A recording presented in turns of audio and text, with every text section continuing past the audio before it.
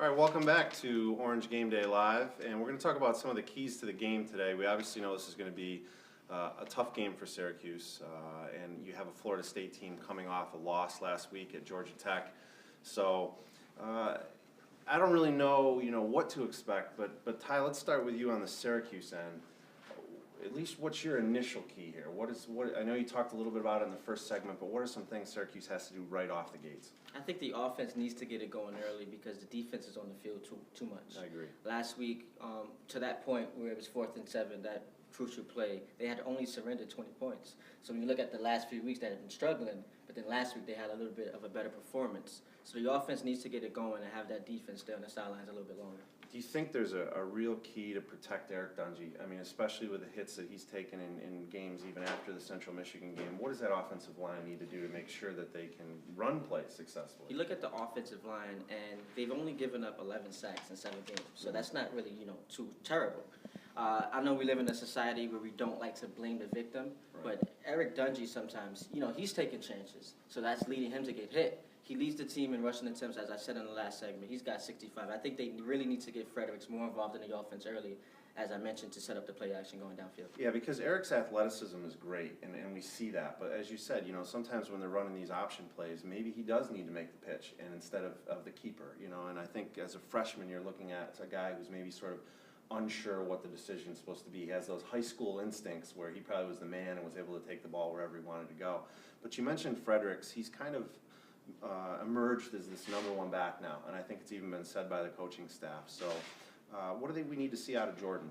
Does it have to be 100-yard rushing games? Does he need to be involved in the passing game too, or do you think that, what is his role really? I think you need to see, a combination of both. Get him going out of the backfield. He's averaging 5.7 yards per carry. Why is he not getting more touches? Right. And that's going to open it up, and then you could, throw those short passes to him. So I just think the coaching staff needs to do a better job with those running plays. And with Eric Dungey, we didn't see him turning the ball over a lot. Now he's starting to turn the ball over more. You mentioned uncertainty. Maybe it's because of the concussion injury. Maybe it's because of, growing pains. But he just needs to try to find a way to get in a good rhythm. And I think for Fredericks, the nice part too, just is the fact that he kind of has gotten that #1 status, because early on he was sharing carries with George Morris. He was sharing carries with Devontae Strickland. And then when Esteem comes back, it's kind of like, what was his role going to be? So it's good to see that. So last week too, Steve Ishmael played a really good game, and we haven't seen Steve really stand out as a wide receiver. What type of involvement does he have to have this week against Florida State? I think we need to see him going downfield and getting it like he was doing last week, like those jump ball catches where he's able to grab it, stay in bounds, and go down, because he's a big receiver that can make big plays. So I think we need to see more of the same. He had 114 receiving yards, so somewhere in that range, we would like to see Ishmael be very successful this game.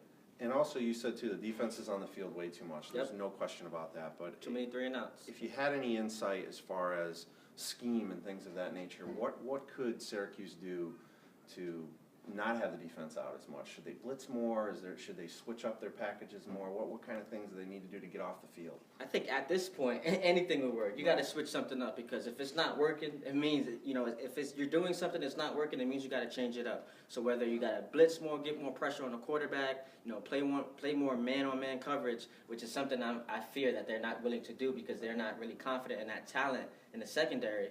It all comes down to talent at the end of the day, man. You can't ask these guys to do something that they're not able to do. And those third downs are tough too. They get to those situations and you're hoping that they're going to get that stop, and it just doesn't seem to happen. So. And as I mentioned in the last segment, 7 for 7 on 4th down. So those crucial plays, the defense is not getting it done. So obviously this scheme is not working. Exactly. Thanks, Ty. So let's shift over here to Florida State, Zach. They're coming off a loss against Georgia Tech that really, I think, challenges and hurts their season in a whole lot of ways. Absolutely. They were hoping to be in that national title discussion again, just after 2 years in a row. So just coming off that loss to the Yellow Jackets, where's the mindset for Florida State? I think that when they hit that field today in just a couple hours, I think what they're going to do is they're going to play angry, because they know they shouldn't have lost to Georgia Tech last week. Even though it was on the road, it was at Georgia Tech. With them coming back home, I think that they are going to be playing with a fire that we haven't seen from the Seminoles this year. I think that Florida State is a very talented team. You look at all of the athletes that they have on that field. They aren't just good wide receivers. They aren't just good running backs. They aren't just good cornerbacks. They are athletes. Right. Is this a homecoming game for them? Do you know? Just coming off topic I don't know if there it's for a minute, homecoming 'cause for that's them. been bad news for Syracuse. It's always been bad news for Syracuse. So I think that they're going to play angry, they're going to play mean, they're going to play tough, and that spells bad news for the Orange. Now, Everett Golston obviously is a transfer from Notre Dame. Right. He's had experience playing against Syracuse a couple years ago. I don't know if it's even relevant to this game whatsoever at all. But if Well, I mean, he's seen Coach Schaefer's system. He has. He knows kind of what he's going to be going up against. Obviously, mostly different personnel at this point. Right. But he can tell people at Florida State, this is what I saw. Mm-hmm. He can tell his wide receivers, if you're able to get past this cornerback here, get into the open field, I can get the ball to you. You can run over their secondary.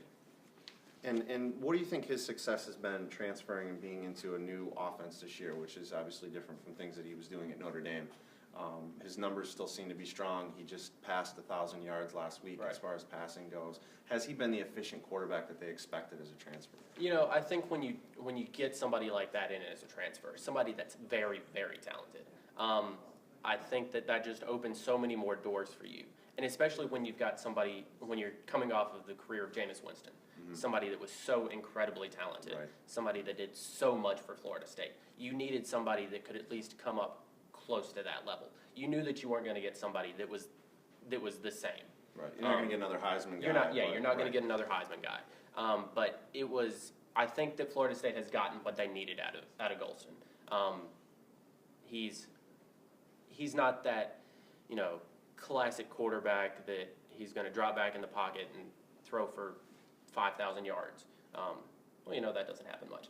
But because he's able to run the ball as well, he gives Florida State some stability at the position that they've had for the past couple of years and lets them continue to run that same offense. Now, the big key to this game is Dalvin Cook not playing for Florida State. Yeah.